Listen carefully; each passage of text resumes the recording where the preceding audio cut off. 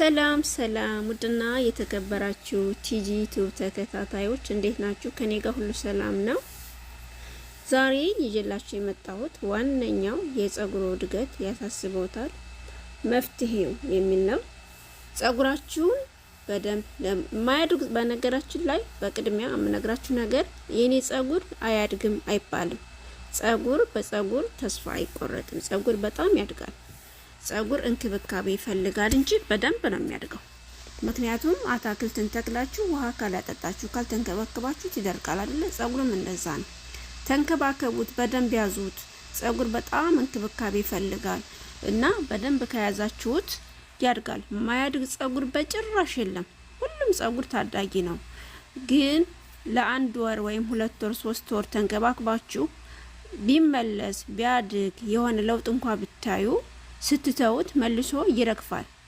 ስለዚህ ጸጉር አያድግም አይባልም። ማንኛውም ጸጉር የትኛውም ጸጉር ያድጋል፣ እንክብካቤ ይፈልጋል። ተንከባክባችሁ ደግሞ በመሃል ያን እንክብካቤ ስታሳጡት ያ ቆንጆ ሆኖ እየተመለሰ ያለን ጸጉር ከተዋችሁት ይረግፋል፣ ተመልሶ ይረግፋል።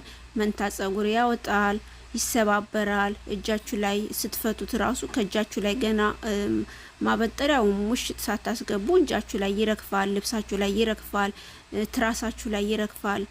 እንክብካቤ የቀረው ጸጉር እንደዛ ነው የሚሆነው። ግን ማንኛውም የማያድግ ጸጉር የለም። ጸጉራችሁን ግዴታ የኔን ዘይት በመውሰድ ብቻ ሳይሆን በራሳችሁ ሞክሩት፣ በቤታችሁ በምትችሉት። ምሳሌ አሁን ከኔ ጋር ማንገናኝ ሩቅ ሀገር ሌላ ሀገር ያላችሁ አላችሁ። በተፈጥሯዊ ብዙ እንክብካቤዎች አሉ። ዩቲዩብ ላይ ይጫናል። እኔም ወደፊት ብዙ ነገሮችን አሳያችኋለሁ። አንዳንድ ነገሮችንና ተከታተሉ። ዩቲዩቤን አሳያችኋለሁ በደንብ። ግዴታ ከኔ ግዙ አልልም። አንዳንድ ነገሮችን በጣም ለጸጉር ጠቃሚ ነገሮችን አሳያችኋለሁ። ተከታተሉ። ለ6 ወር ለአመት ጸጉራችሁን እንዴት እንደሚደርስ ታውቃላችሁ። ምሳሌ ጸጉራችሁ ከግንባራችሁ የሸሸ ከሆነ፣ ደረቅ ከሆነ፣ የሚበጣጥስ ከሆነ ወይም መንታ። አሁን ምሳሌ ጸጉር ለምንድን ነው በየ6 ወሩ ጫፍጫፏ ምን ቢሆን በየ6 ወሩ መቀስ በትንሹ ግዴታ ጸጉር ቤት መሄድ አያስፈልግም። በአዲስ መቀስ እንደዚህ ስለት ባለው ማለት ነው። ምክንያቱም ሲቆርጠው በደንብ አድርጎ ያነሳውና ጸጉራችሁ እንዲያድግ ማለት ነው።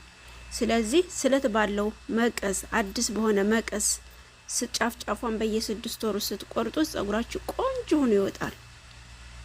ስለ ጸጉር ከተንከባከባችሁት ያድጋል። ተንከባከቡት። በየሳምንቱ የራሱ ትሪትመንት ስጡት። ጸጉርን በትንሹ ከቻላችሁ በሳምንት 2 ጊዜ ካልቻላችሁ ደግሞ በሳምንት 1 ጊዜ ትሪትመንት ማግኘት አለበት ከመታጠባችሁ በፊት። ከዛ ደግሞ ታጥባችሁ ደግሞ ብዙ አጠቃቀሞች አሉ። ታጥባችሁ ወዲያውኑ በርጥቡ ማንኛውም የአፍሪካ ጸጉር አይደለም የኛ ማንኛውም ጸጉር ቆንጆ ጸጉር የተባለው በእርጥቡ ቶሎ ብሎ ምግብ ይፈልጋል። ታጥበነው መልሰን ቶሎ ብሎ ዛላው ምግብ ይፈልጋል። ጭንቅላታችን ፈሳሽ ጭንቅላታችን የሚዘጋ ሳይሆን ቆዳውን የሚዘጋ ሳይሆን ፈሳሹ ወደ ውስጥ እንዲገባ የሚሆን ፈሳሽ። አሁን እኔ ብዙ ጊዜ ዘይቶችን ካያችሁ አንደኛ እውቀቴ ነው ሰምሬዋለሁኝ እና ዘይቶቹ ወደ ውስጥ ሰርስረው የሚገቡ ናቸው።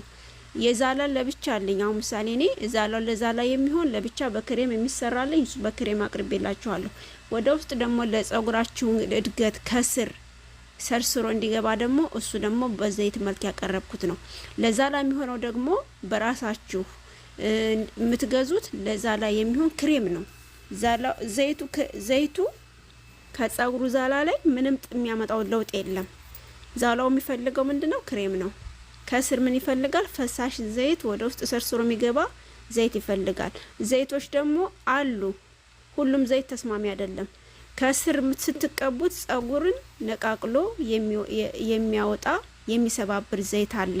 ያ ደግሞ ዘይቶቹን ያለ ማወቅ አሉ። ዘይቶች ከስር ለጸጉር የሚስማሙ ጸጉርን ከስር የሚያፋፉ ጸጉርን ከስር እንዲወጣ ቆንጆ አድርገው ተንከባክበው የፊት የሸሸ ከሆነ እንደዚህ መላጣ ጸጉርም ከሆነ ተንከባክበው ወደ ላይ የሚያወጣሉ። ካለ እውቀት ደግሞ ዘይት መሆኑን ብቻ እንገዛን ጠቀምና ከጥቅሙ ጉዳቱ ይበልጣል። ያ ደግሞ ማለት ምንድነው? ጸጉሩን ከስር ልክ ሲገባ ከ2 ሰዓት ወይም 3 ሰዓት በኋላ ካቆያችሁት ከጥቅሙ ጉዳቱ ጸጉራችሁን እየበጣጠሰ ያረግፈዋል። ያ ደግሞ ምንድነው የዘይት ቀማሚ ባለሙያዎች ወደ ስንት ሰዓት እንደሚቀመጥ ወይም ተቀምጦ ሳምንት ቢቀመጥም ወር ቢቀመጥም 15 ቀን ቢቀመጥም 1 ሰዓት ቢቀመጥም ጭንቅላታችን ላይ ምን አይነት ዘይት ነው የሚጠቅመን ወይም የሚጎዳን የሚለውን ባለሙያ ያስፈልጋል።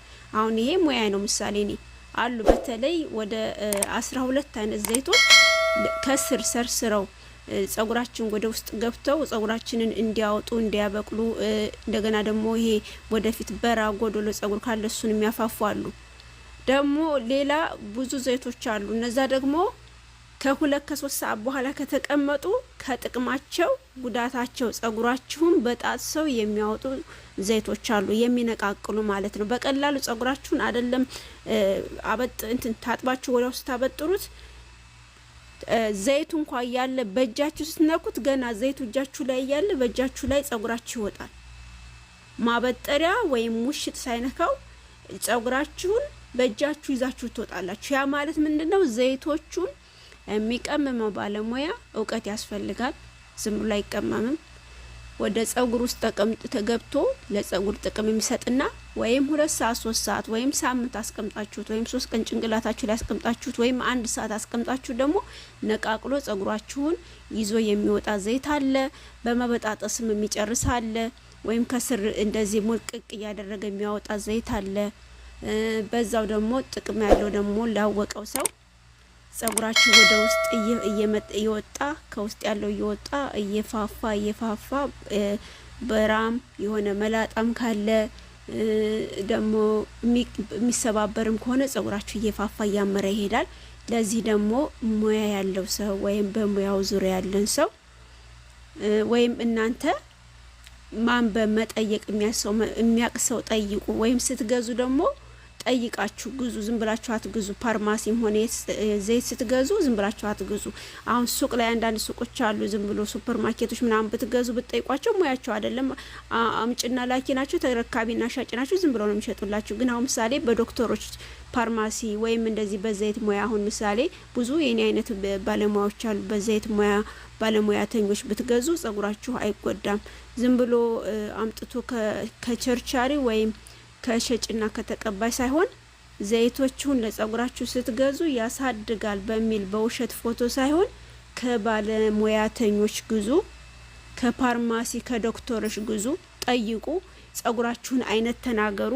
ለስላሳ ነው፣ ከርዳዳ ነው፣ ይነቃቀላል ወይስ ምንድነው የሚለውን እሱን ሙያተኛው ሲጠይቃችሁ ያኔ ተናግራችሁ መግዛት ትችላላችሁ።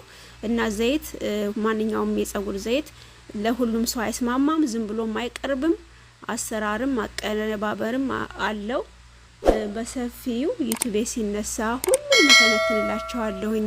አንዳንድ ርዕስ እየሰጠሁኝ ምሳሌ ለከርዳዳ ጸጉር ምን መደረግ እንዳለበት፣ ለለስላሳ ጸጉር ምን መደረግና ምን መጠቀም እንዳለበት ሁሉንም እተነትንላችኋለሁ። ለዛሬ በቃል ሰላም ሁኑልኝ። ቲጂ ዩቲዩብ ነኝ። አመሰግናለሁ። ላይክ ማድረጋችሁ እንዳትረሱ። ዘይቱ እዚህ ጋር አሁን የኔ 3 ፓኬጅ ነው። ዘይት አለ፣ ክሬም አለ። ደግሞ እንደነገርኳችሁ ነው። 3ኛው ፓኬጅ 500 ግራም ከ16 አይነት በላይ ውህድ ያለው እንደ የተስማሚነቱ ቀምም ያለ ቁጥር ከላይ ያለላችሁ ደውሉ። አመሰግናለሁ።